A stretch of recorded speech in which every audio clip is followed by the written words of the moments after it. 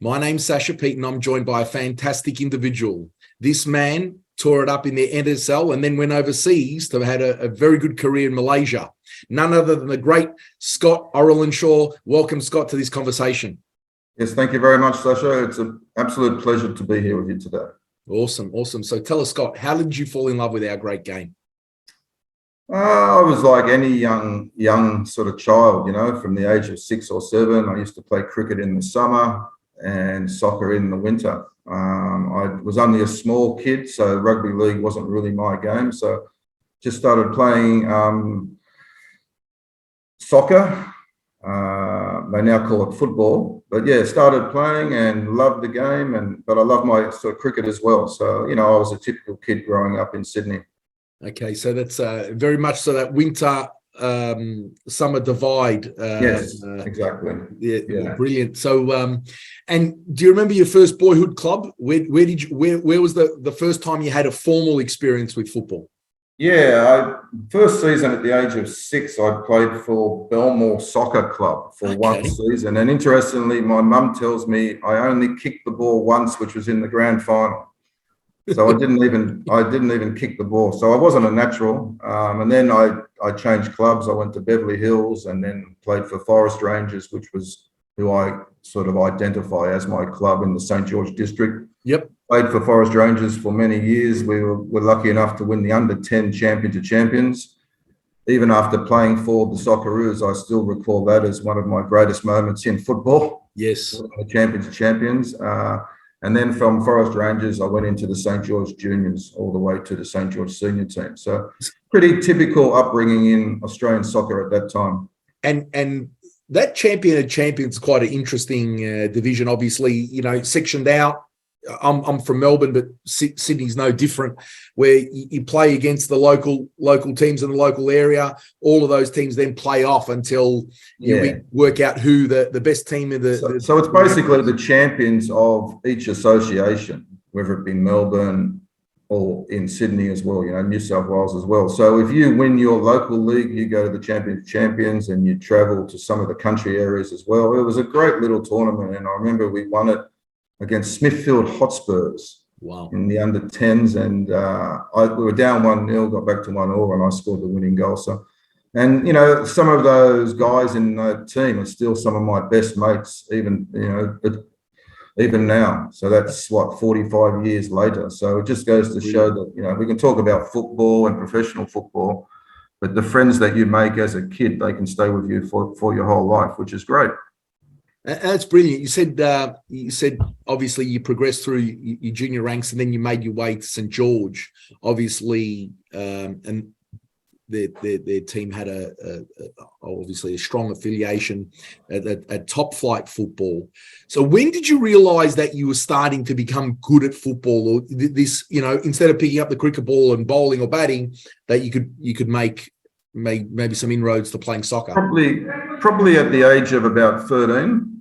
I got into the St. George rep team, and, we used to play down at Peakhurst Park, and I started watching the St. George senior team at that stage, going down to Barton Stadium and watching them play. And, I fell in love with football around that time, and I used to stay back after our under-13s and watch the 14s and 15s and 16s and, really get to know players and what they did. So it was cricket and football, but at the age of about 13, concentrated. And obviously you're a prolific goal scorer throughout your career, but where did you gravitate to on the park when you were playing the junior? When I was a kid, I was like a left midfielder, left winger. I played around that time all the way through until as I got older, I started to prefer to play as a number 9, as a striker through the actual middle. But I played for the Socceroos with 3 up front. You'd have Graham Arnold through the middle, Frank Farina on the right, and myself on the left. But I went to Malaysia in 1994, and I wanted to play as a number 9. I felt that my game had sort of progressed, where I was good in tight areas. I was good at sort of receiving the ball in tight areas, and I preferred that sort of style. So I gravitated towards being a number 9, and my time over in Malaysia, I played as a number 9 the whole time. Do you remember your first senior debut game at St. George? So obviously you're going through the ranks at St. George, Yeah. The junior ranks. And so how old were you when you got your first senior spot? And I think I was 18. I was on the bench. I got called in from the youth team, and I was on the bench against Canterbury Miracle at St. George Stadium in front of about 300 people. But was very, very nervous, got on the bench, and then at half time, myself and Andrew Kotzka, you may remember him, he played for the Socceroos as well. We got asked to warm up inside the old cage. If many of the old NSL people will remember, St. George Stadium had the famous cage. So I warm up at half time in the cage, and then I come out, and then I get brought on for the second half with about 20 minutes to go, and scored. How good's that? Scored a shot from, I don't know, 30 yards out, 35 yards out with the left foot. I still remember David Ratcliffe came up to me and gave me a clip around the head and said, "You should retire now, son." Yeah. So, something along those lines. So, but yeah, that was my first game for St. George, scored on debut, and, obviously was very, very happy at that time. Was that a league game, a cup game, or what? It was a league match, yeah. Oh, how good's that? Yeah. So do you remember what round? Do you remember the start of season, middle of season, end of the season? I think it was the middle of the season. I was playing for the under-19s. I was doing okay, and Frank saw something in me. Frank Arok saw something in me, and gradually started bringing me into the squad. I started training with the senior team, and the opportunity came. And when those opportunities come, and it's important for all young sort of players as they come through. When the opportunity comes, you have to take it. You have to show something. So I was lucky enough to score, and then I kept progressing from there. What a sort of a first mentor of a senior coach. Obviously, you're in and around. I would say, if you want to typify St. George,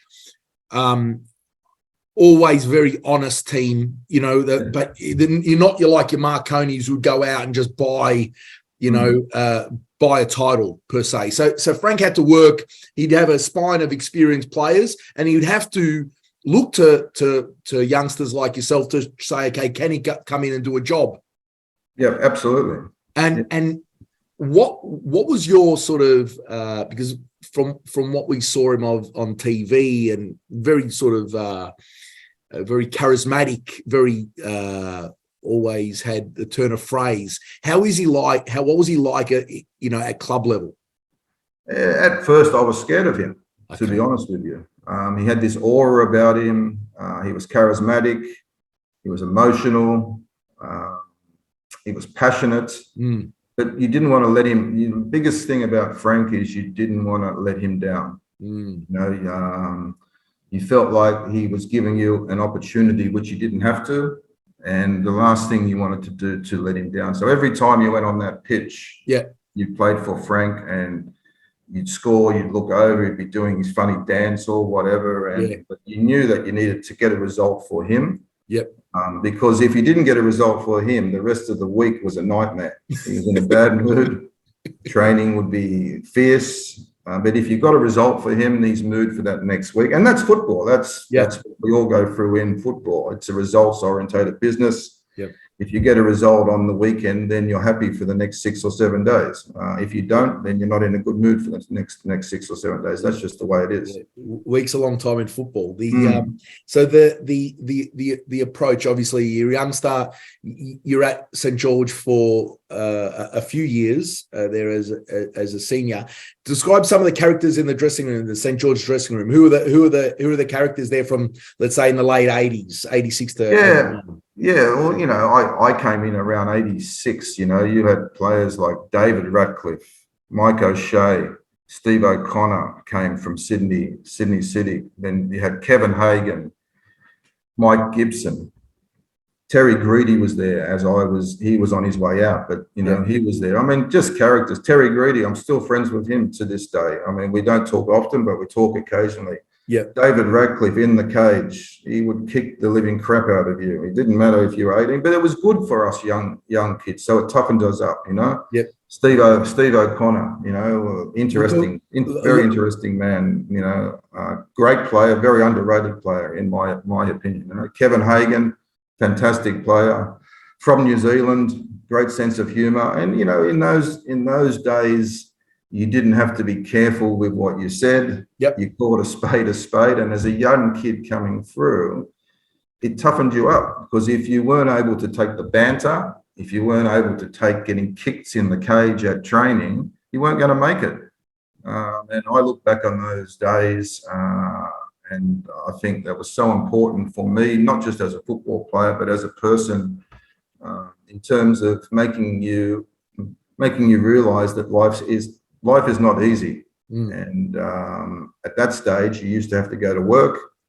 I was working at Sydney Electricity. I'd catch a train every morning at 7.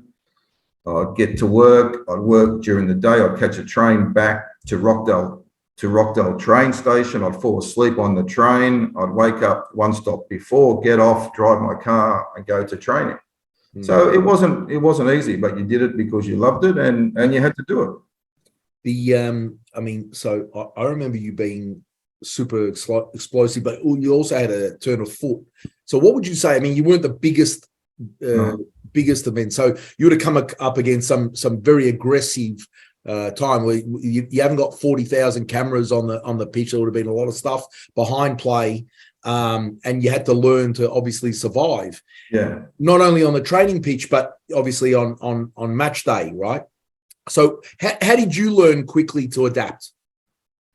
Just in training, just working hard. I mean, like you said, I wasn't the biggest, but my legs were quite strong, and my shoulders were quite strong. So being able to hold off players, pin them in, and get that turn, and if they foul you, then that's fine, because you get a free kick anyway. So you had to be strong. It's obviously sometimes you had your back to goal. That's when you had to be strong. But when the chance was to go forward and make that run in behind, I was reasonably quick. So you tried to take advantage of that. But the NSL in those days, it was a tough physical league, and the referees were not as strong as they are now in terms of giving, in terms of cards. And if you got kicked, you didn't roll around on the ground for 1 or 2 minutes. If you got kicked, you got the free kick, you got up. Unless you were really, really injured, you got up and you carried on. So we weren't taught like that. And, it's interesting to see how the game's evolved over the years now, where you get touched, there's a free kick. Players are, they're looking for those free kicks. They're looking for those sort of penalties.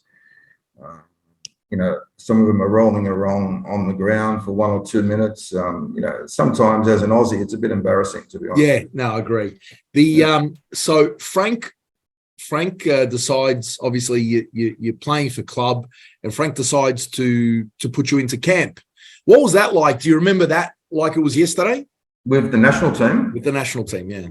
We played against Apia Leichhardt, the invincible Apia Leichhardt, in 1987 grand final at the old Parramatta Stadium. Great game. Apia hadn't been beaten the whole season. That was famous. Then Raleigh was the coach. Obviously, sadly, very, very sadly, Raleigh, we lost one of our great ones in the last couple of days. But yeah, Raleigh was the coach of Apia. Frank was the coach of St. George and coach of the Australian national team. And we were in the warm-up, and he came up to me before the game, and he said, "Son," he said, "if you score today, there's a good chance you'll be in the national team tomorrow." And I just looked. I didn't even look at him. I just sort of nodded my head, trying to process what he was saying. Continued with the warm-up, and I was warming up, and I thought, wow, I think it might be good if I could score. And lucky enough, that game we were able to beat Apia 4-0. I think it was just one of those days where everything went well for us. Kevin Hagan scored 2, Pedro Rico scored 1, and I scored 1. And he was true to his word. The next day, he announced the national team to go into camp, and I was in the national team. So yeah, it was great, man. Big thing. So it's amazing what happens in football. Yeah. So yes. So great. Obviously, you get the victory in that big game, but then you get the opportunity to stand and listen to the national anthem. So talk to me about some of the boys in that camp around. You played in I think it was the Gold Cup in 88. Was there any games before? Did you play any games before that? Yeah, I was in the Olympic qualifiers. My first game was against Chinese Taipei away from home. We won 3-0. It was a funny story because before the game, Frank had told the boys that after that game, there's going to be a break, and then the national team was going to do a pre-season. Okay. And he was telling the players what the pre-season was going to be, and it was incredibly tough. You're talking about, 100-meter sprints in one training session, 4200s, 2400s, and the players were going, "My God, how are we going to do this pre?" And Frank turned to them and said, "The kid has done it." So he's pointing to me. He said, "What are you worried about?" He said, "The kid did this last year, and look how he's playing now." And lo and behold, that first game, I came down with cramp playing for Australia in about the 80th minute, and they were all laughing. And they said to Frank after the game, "The kid did the pre-season, and he's coming down with cramp." So Oscar Crino, I remember him having a laugh about it. So, but then, we went in before the Bicentennial Gold Cup. We went into that pre-season, and you got to remember, these guys are working. These guys are working during the day. And we're doing this pre-season, and word got back about the times that Ernie Tapai was doing, because the Melbourne boys were doing their pre-season, the Sydney boys were doing their, and the Brisbane boys. So, and John from Heidelberg, John Margaritas from Heidelberg was doing the Melbourne boys, and Ernie Tapai's timing was through the roof. So anyway, we found out that he wasn't doing 400; it was only 340. So that's the reason that his timing was unbelievable. But Ernie was a great athlete anyway, so he was one of the best. But it was a tough pre-season, and that took us into that Gold Cup, which in '88, which Australia did quite well.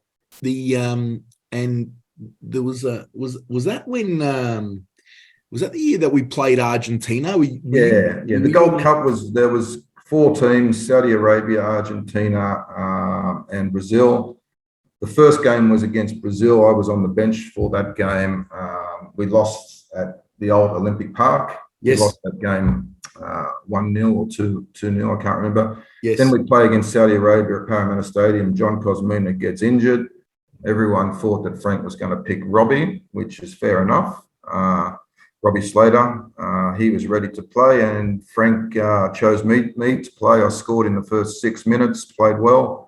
Then we played Argentina, beat them 4-1. I played that game, played well, and then the final game against Brazil, we lost 2-0. But that was the famous game that I got rugby tackled by Jorginho. Okay. What and was that the game, that 4-1 celebration over Argentina? Is that the one that Yankos did that? Yeah. So that that was the one that Charlie scored 2 that night. Vlado Bozanovsky scored 1, and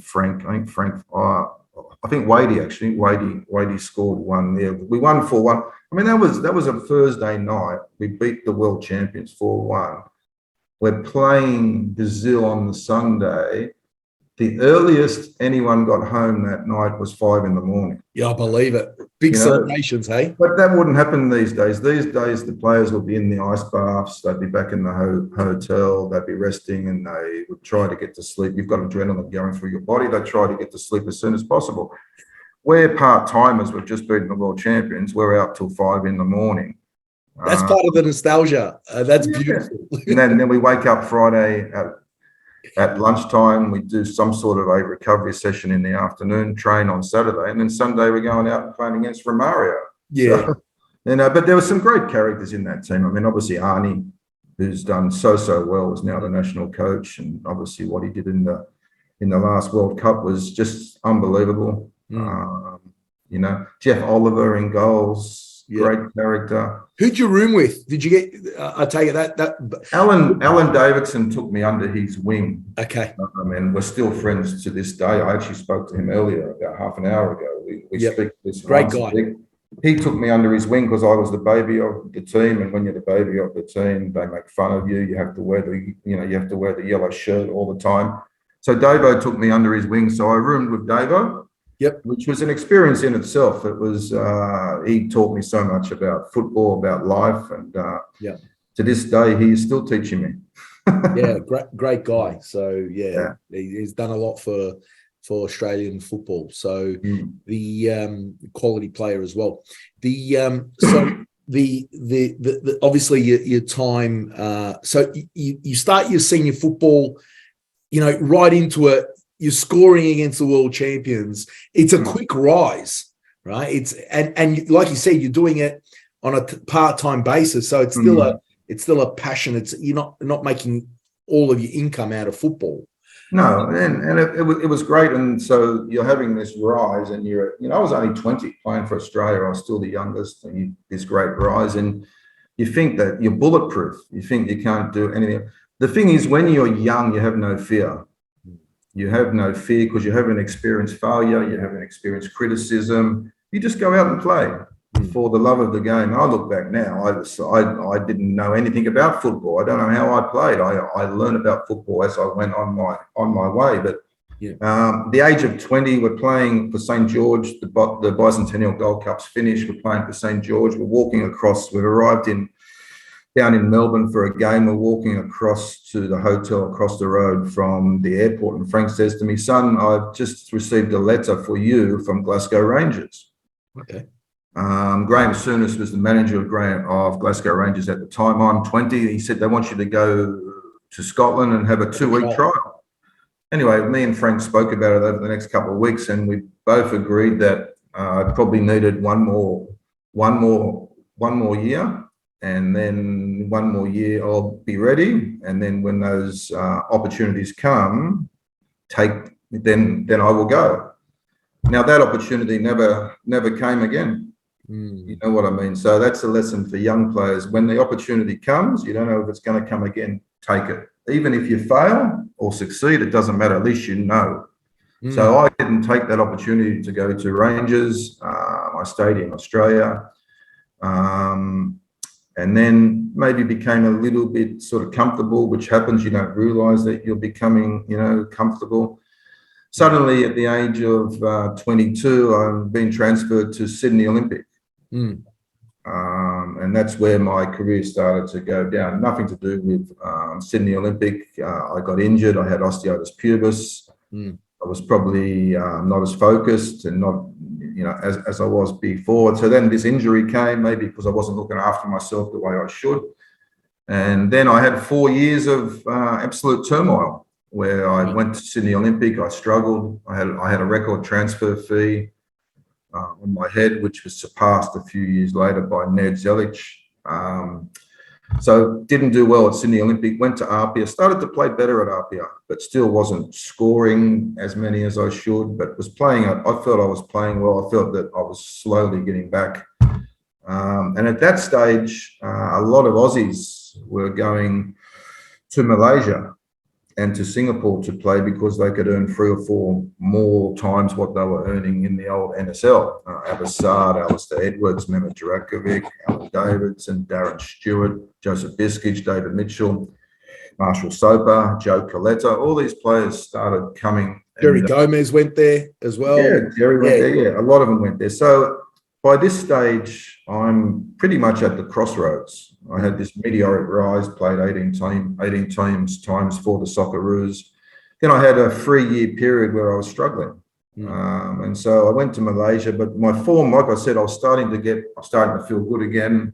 I was focused again. Went to Malaysia. Alan Davidson organised a trial at Pahang, which was his team. His team, yeah. Played in the trial, scored 2 goals, and they said no. So no, okay. I said, gee, this is hard. And then I went to KL 3 days later, trialled at KLFA, scored 2 goals again. And they also said no. The coach, Ken Shaletto, came up to me and said, Scott, you did really well, but we're not looking to sign a striker. I said, well, why'd you ask me here for? He said, agents. So they signed Scotty O'Donnell, actually. Okay. So Scotty was the centre back there. And then I came back to Sydney, flew to Melbourne to play Heidelberg on the Sunday. On the Monday, I got a phone call, get on the plane, come to Sabah.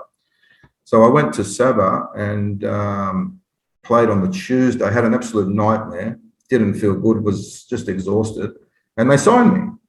So I'm thinking, this is weird, isn't it? I play these other two games, play really well, scored 2 goals. In this game, due to exhaustion, I played badly. They signed me, and the Malaysian league at that time was thriving. You had 20, 30, 40, 50, 60,000 people in the stadiums. It was thriving. And so I got my head screwed on and played for Sabah, which is where I am now still. Had 4 really enjoyable years, scored a few goals. A few trophies. Scored a lot of goals. That's an understatement. Trophies. Played against Manchester United and scored against Manchester United. Yes. Nice. So so I had the good times, the bad times, and then the good times again. So yeah, that's life. So you circle back. You can see behind you. You've got your work now for Sabah. What is it that you do there? I'm technical director / sporting director of the club. They asked me to come in 2021. When I retired, I stayed involved in football. I was an agent. I had an indoor soccer centre. I ran tours. I still run my Borneo Cup, which is a junior development tournament. But they asked me to come back in 2021 as sporting director, technical director of the team. Malaysian football was at that stage transitioning from FA to FC. So meaning that Sabah FA then become Sabah Football Club, FC, and Sabah FA still maintains where they are, but they're involved in grassroots and youth development, whereas Sabah FC is the senior team, under 23s, under 20, under 18 teams. So I started doing that in 2021. In 2022, I had the opportunity to bring my old ex-teammate from Sabah. His name is Datu Ong Kim Swee as the coach. I've really enjoyed it. It's been great being back in professional football, and you should never take it for granted because it's a privilege to work in football. It's a privilege, and as a player, sometimes you take for granted that you're working in professional football. You're being paid to go and kick a ball around the field. It sounds so simple. It's doing something that you love as a kid, and suddenly you become a man, and you're being paid money to do something that you love. But some of the players, they on their journey, they forget that. They forget how privileged they are to have the opportunity to earn a fantastic living by doing something that they love. And one thing I told myself, because you never know when it's going to end. May end tomorrow, it may end in 5 years' time. You just don't know. Never take it for granted. Enjoy it. Wake up every morning and do the best that you can for your club. And we signed Ong Kim Swee as the coach. We came third last year, which was Sabah's best finish for 25 years. Qualified for the AFC Cup, which will happen later on this year. This year we're fifth at the moment. We still have aspirations to finish in the top 3. We're going through a bit of a funny period at the moment, it's been enjoyable. It's a lot of hard work, but it's doing something that you love. Brilliant. And it goes to show so that you never know where you can circle back in life. So you were there scoring goals, obviously the foreigner to there to do a job, to finish for them. And now many years later, you're back making sure that they can relive the success of what in your time, because you understand what it takes for a professional mindset to then result, and then you can filter that back through and try and impart your learnings that you had in that period in the so mid to late 90s there, back again now 20 or so years later, 30 years later. Yep. As you said, it's the circle of life. You become a bit more mature and understanding of the way things work. I'm enjoying it. So it's something, I've lived in Sabah now since 94. It's my second home. I'm still an Aussie. I still love coming back to Australia, but, Sabah will always be a part of my life now. And to work for Sabah, it's my club. It's a team that I hope that slowly but surely we can do better and better and make the people of Sabah proud. It's good that we're getting people coming back to the stadium. You know, back in when the last 20 years, there'd only be 1 or 2,000 in the stadium. Now we're getting 12, 13, 14, 15, Yeah. 16,000 in the stadium. That helps, doesn't it? Like, yeah, it's great. So tell me, when you were playing there in the, let's say, in the mid to late 90s, what would you describe obviously the level of professionalism, crowd attendance, just general sort of pedigree of the standing, the football? You couldn't compare Malaysia and Australia. You're almost like demigods over there. Yeah, but I mean, what was the standard of football like? If you the level of football, yeah. I mean, listen, Australia is always going to beat Malaysia up till now. I'm not saying in the future that, you know, if the Malaysian national team plays against the Australian national team, you would expect the Australian national team are going to win. But when you bring in, like now, when you bring in 5 or 6 imports on the pitch with the locals, I mean, JDT the Barcelona now, the Manchester United of Malaysian football. They've won the league 9 years in a row. Mm-hmm. They're undefeated this year, so almost certainly they're going to win the league again, which will be 10 years in a row. But they qualified for the round of 16 at the Asian Champions League last year. Mm-hmm. They've got some fantastic players, so they would do very well in the A League now. I'm convinced of that. So yeah, I think Southeast Asia, if you look at Southeast Asian football, not just Malaysia, you've got Vietnam, you've got Thailand. It's improving. I mean, the Malaysian under 17 and under 20 team before COVID beat Australia. Yep. So, and I know Brad Maloney's got the Asian Cup coming up next week. He's with the Australian under 17 team, but Malaysia are also in that tournament, the top 16 teams in Asia. So that will be interesting. So yeah, so I think Vietnam, especially Thailand, those sort of countries, and Malaysia, they're improving. The gap is getting smaller and smaller, but obviously there's still a long way to go for them. But it's not impossible. And would you say, so having visited Malaysia, a lot of Southeast Asia, the obviously the professional clubs have their professional grounds. Is it a question of the places of football for the youngsters to play a structured football, that those grounds are missing, or is it what's that? How would you say to get, let's say, your own junior teams to get better? Yeah. It's funny you say that. I've just written out a proposal on a youth development plan for Sabah, for the FA. Even though I work for the FC, I passed it over to the FA. And the easiest way for me to describe it is that in Australia, little Johnny wakes up on a Saturday morning and goes and plays for his local club and trains with his local club Tuesdays, Thursdays, maybe Fridays. Little Johnny in Malaysia doesn't have that privilege. There's not organised junior leagues.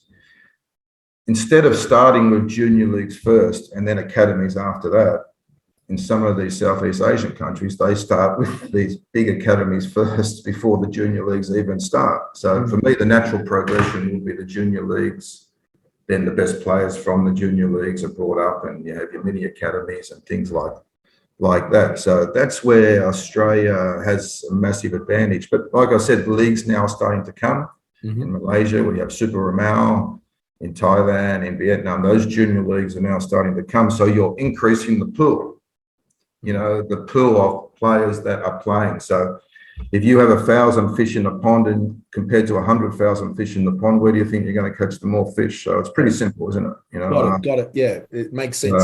So how did that tour, that Manchester United tour, come about? So was it the FA that selected a best 11 or a best 20? Yeah, it was Selangor were playing Manchester United, and they got permission to choose free imports on top of their free imports. They already had David Mitchell, Mehmet Jurakovic, and Joseph Biskic. They were able to bring in 2 more imports. Ken Warden, the late Ken Warden, was the coach.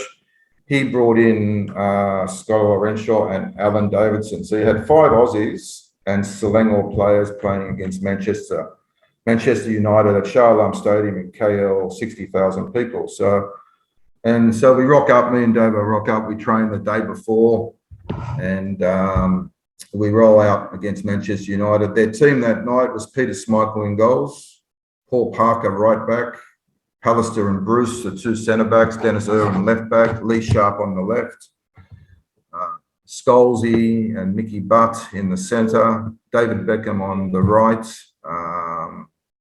Mark Hughes and McAllister up front. So it was a decent team, and I still remember they were complaining about the heat. Of course. Can you imagine Manchester and Malaysia? Yeah. I mean, I won't swear because children will be watching this, but Steve Bruce and Paul Parker kept on saying, effing hell, wee man, stop running. I cannot breathe. How do you play in this heat? So first half, Davidson had the ball. He encouraged me to make a run across Bruce. Bruce didn't want to follow me, so he got into my line and he shoulder charged me and he winded me. So winded me quite badly, and you're trying to get your breath. Second half, the same thing happened, exactly the same thing. But instead of running a straight line, at the last minute, I sidestepped the opposite way towards the goal. So I sidestepped Bruce inside of him, and Davidson's played the ball over the top. I remember thinking, I'm in here. I'm in. And I remember this massive frame, Schmeichel, comes out, and these arms come out, and and so many things go through your mind in that split second. I thought to myself, don't try and be smart. Just hit it and try and get it on target. So I hit it as hard as I could across him, and I struck it well, and it went into the corner off the post. So quality against Manchester United. So yeah, that was a nice thrill, and it wasn't their B team either; it was their A team. But yes, it was a pre-season game. Yeah, I know, but they still need to impress. Obviously, that's why they it's all about brand. I think Eric Cantona was there at that same time. Was he part of the? Yeah, I don't think he travelled. I think Eric was okay. He probably he was a bit special. Maybe he didn't want to come and play. I don't know if he was injured or what. But no, Cantona didn't play that game. Okay. But obviously, you got the likes of Nicky Butt and Scholes in midfield. Those boys run. You know what I mean? It's not like great experience. Really, really good experience. So. Yeah, great. Yeah. It's you don't get to do that very often, and obviously scoring past Schmeichel, arguably one of the better goalkeepers of all time, right? Yes, so absolutely.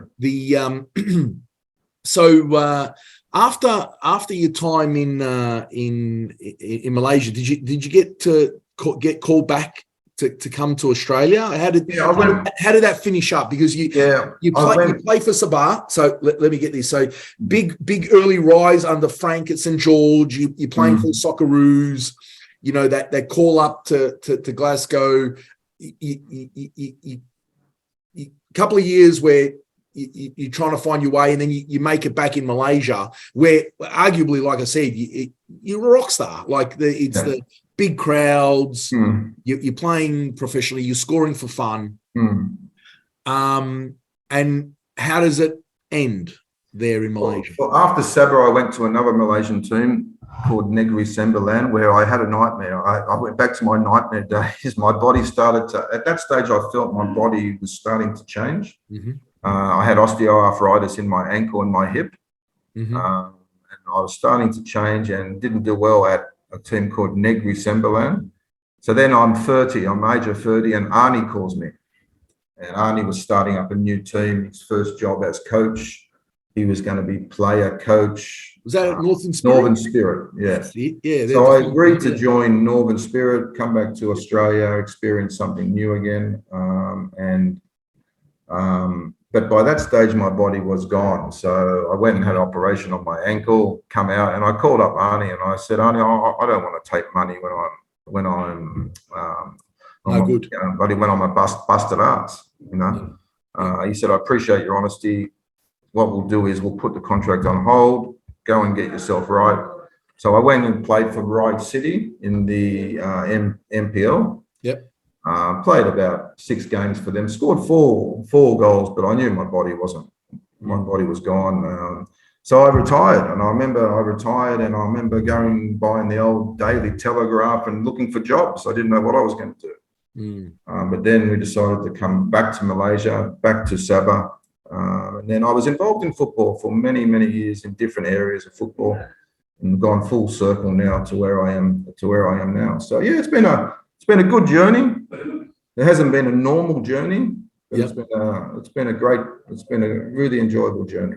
If you had to look back, and if you had the opportunity tomorrow, said, let's let you're able to rewind back to one point in time and get to relive the day, where would you go back to if you say, okay, I get the opportunity to relive that one day in the life of a footballer? Where does Scott Ollerenshaw go back to?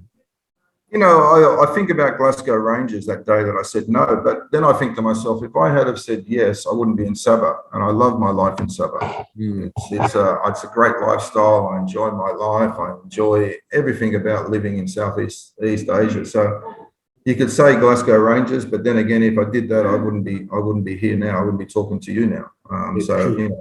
Everything changes. So, but yeah, it's been a topsy-turvy sort of journey, but it's been enjoyable, and I can say that I've worked in all areas of football, from professionalism to grassroots to tours. When I was stage in my life, I was organising tours for the Papua New Guinea women's national team to Thailand with Gary Phillips, and the Papua New Guinea under-23 team with Ricky Herbert to Thailand, and the Malaysian national team to here and there, to Australia, to New Caledonia, to Fiji, and traveled around the world. I've got all my friends are involved in football.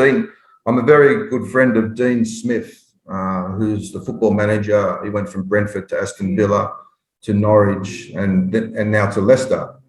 And so when I was at Warsaw, we actually didn't talk about, I went to England after RP. Before Malaysia, I went to England for 1 year. I played for Warsaw. Okay. In 92, 93. I went to England and I went to Malaysia in 94. So how was that experience playing in England? So what division would Warsaw in? They were the third division, so Tier 1 now, EPL 1 now. So yeah, so third division, you had second division, and then the first division was the English Premier League now. So yeah, I played against Wolverhampton Wanderers at their stadium, played against Chelsea at Stamford Bridge, West Bromwich Albion at the Hawthorns. Only had one year there, but I met Dean during that time, and we've been friends, up until now. So, and his journey has been unbelievable. He's gone from, he was managing Leyton Orient, and he's gone all the way up to coaching in the English Premier League. So, yeah, it's meeting people and having friends in football has been great. Brilliant. And so the aspect of being a sporting director, obviously you've got coaches underneath you. You want to make sure that you got a unified philosophy, that the 18s progressing to the 20s, to the 20 whatever, and then the senior team has some sort of unified framework. That's what we're trying to do. It's not easy because certain coaches are very, very rigid, and so it's a process of trying to learn what works. You can't just do it in 1 year. But yeah, that's, in a perfect world, everyone is structured and everyone is working within the same systems. And and it's not, and then the sporting director role, where every day things come up within the club, injuries to players, training facilities, flights, hotels, signing players, recruitment, terminating contracts, terminating contracts. So the sporting director part of it and the technical director are two different things, but we try to combine both. And I'm not saying I'm good, I'm not saying I'm bad, but we're certainly trying to improve things. Even our training field, we used to train on a very poor field. So we brought in a groundsman. We're trying to raise standards. Okay. But I know everyone says it takes time, but it does take a little bit of time to get the processes in order and to get things as you want, if you have standards. If you don't have standards, then you just come in and you just que sera, let's have a good time until I get sacked. But thankfully, my coach is also very, very passionate, and we're trying to get Sabah as to actually make it the maximum of what we can achieve as a club. We're not JDT. There's only one JDT. So yeah, I'm enjoying it, and I have no regrets whatsoever. Oh, that's brilliant. And you come across, obviously, many young boys trying to make that transition to that first team. And obviously you made that transition yourself. If you had to give advice, if there's a young person listening and now they're on the fringe of being in that first time, regardless of whatever level they're at, what are the main pieces of advice do you have for them? Be stubborn. Be stubborn in terms of football's about opinions. So if one coach doesn't believe in you and doesn't rate you, don't sulk and quit the game. You know, if you think you have something and a few people think you have something, keep pushing until that one door opens. But that obviously sacrifice, a big thing for 16, 17-year-olds, alcohol, girls, temptation, all that stuff will come in. And are you strong enough when your friends call you on a Friday night to ask you to go out and sneak a few beers in? Are you strong enough to say no? Are you mature enough to have a relationship with a girl without it affecting your football? But yeah, never say no. I mean, I got dropped by Les Scheinflag, who I love. I see Les now and I give him a big hug, and I've got utmost respect for Les Scheinflag. But he dropped me from the Australian under-19 youth team, who were going to Yugoslavia for the World Cup in 1985. Oh, sorry, 1987. Sorry. And 6 months later, I'm in the national team. So Frank Arok had a different opinion to Les Scheinflag. It doesn't matter whose opinion was right or wrong. The fact is they have a different opinion. So for all the young players, you know, don't let one person's opinion change where you want your career to go. You have your own destiny in your own feet. So, you know, yeah. So stories. So you want to hear stories? Yes. Stories. What stories should I tell that are not X-rated? Funny ones. Some are, mate. One of my, and I've always had the ability to laugh at myself and to take the mickey out of myself. So, you know, and I think that's a good character to have, because you cannot take yourself too seriously. I'll tell you two of our best stories, two of my best, or my favorite stories. When you're a young ginger, almost albino, growing up in Australia, and all your friends go to the beach and they've got beautiful brown skin, it's always a fantasy that one day you'll have brown skin. So I was at St. George and I was living with a Scottish player, Stuart Porter. I don't know if you remember Stuart. Okay. Stuart was an import and still living in Australia to this day. We were living together in a little townhouse in Sylvania. And we had a game on the Sunday against Footscray JUST at St. George Stadium. We got home from training and Stuart said, "Oh, Scott, I forgot to tell you, I bought you a present." I said, "What's that, Stuart?" He comes out and he says, "It's the latest thing. It's self-tanning lotion." I said, "How does it work?" He said, "Oh, it's so simple." He said, "You just rub it into your skin and you'll wake up in the morning and you'll have beautiful brown skin." And this for me, redhead, all these freckles, white skin, this is like a dream. So I said, "Oh, thank you so much, Stuart. That's fantastic." So then I go to the bathroom and I'm rubbing this cream all over my body. I go to sleep, and you know when you wake up and there's something on your mind, so you wake up, "Oh, my brown skin," and I go to the bathroom and I start screaming and woke Stuart up. Stuart's in bed. He comes running out. He said, "What's wrong?" I said, "Look at me." I said, "I look like Ronald McDonald." I was not brown. I was orange.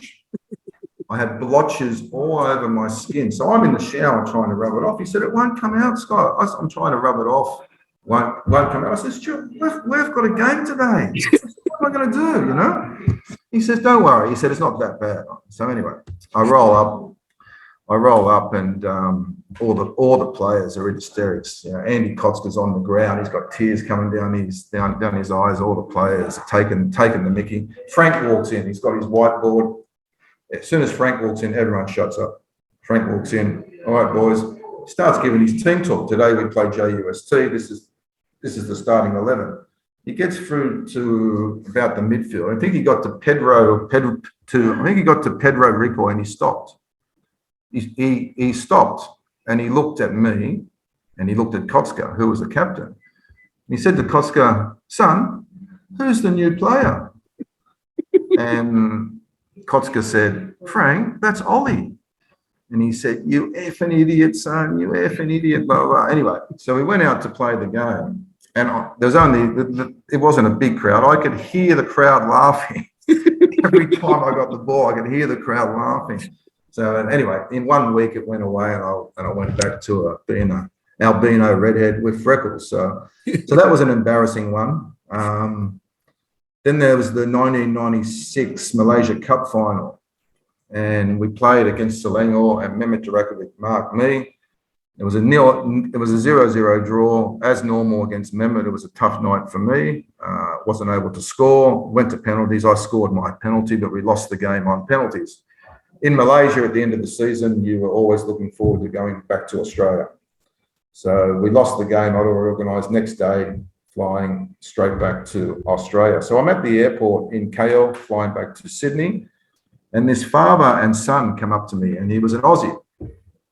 And he was an Aussie guy, and he came up to me. He said, "Oh, mate, I can't believe I've seen you here, of all places. I'm so happy to see you. I've been following your career. You've done so well. We're really, really proud of you." So I'm thinking, oh, he must live in Malaysia, must be an expat, lives in KL or, somewhere around Malaysia. And he's been following me, He said, "This is my son, little Johnny. Could you sign your autograph for little Johnny?" I said, "Sure, no problem, So he gives me a piece of paper, "Dear little Johnny, best wishes, Scott Ollerenshaw, number 10.